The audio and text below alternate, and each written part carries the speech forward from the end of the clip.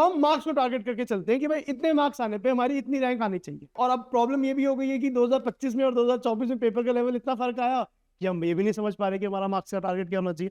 तो उसके लिए इन सबको एनालाइज करके मैंने एक प्रॉपर बनाने की कोशिश करी है डेटा कि रैंक 1 2024 में 720 नंबर पे आई थी, 2025 में 686 नंबर पे आई थी। ये पेपर ऑब्वियसली ज्यादा मुश्किल था, ये पेपर बहुत ज्यादा आसान था।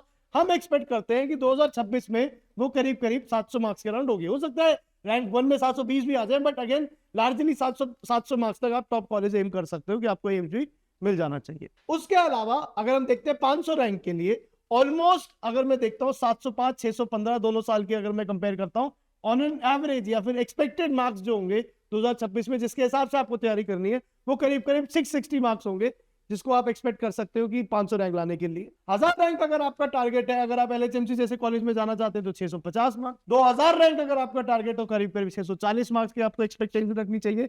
और अगर 5000 रैंक तक का आपका टारगेट हो आपको 630 मार्क्स की एक्सपेक्टेशन रखनी चाहिए। अगेन यू कैन सी कि पेपर के लेवल के हिसाब से वेरी कर जाता है, बट पेपर आसान होगा तो ऑटोमेटिकली जो आप प्रैक्टिस में 630 नंबर ला रहे थे आपके नंबर बढ़ जाएंगे, और पेपर मुश्किल होगा तो ऑटोमेटिकली आपके नंबर कम हो जाएंगे। मतलब सब लोगों के कम हो जाएंगे, तो आपको अकेले उस बात की स्ट्रेस लेने की जरूरत नहीं होगी।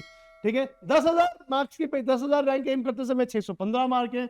और अगर मैं ये टारगेट लेके चलूं कि हमें जीएमसी कॉलेज में चाहिए, और जीएमसी कॉलेज मैंने बोला था करीब करीब 25,000 जनरल कैटेगरी के रैंक हमें चाहिए, विच मींस 580 मार्क्स का टारगेट हमको लेना पड़ेगा।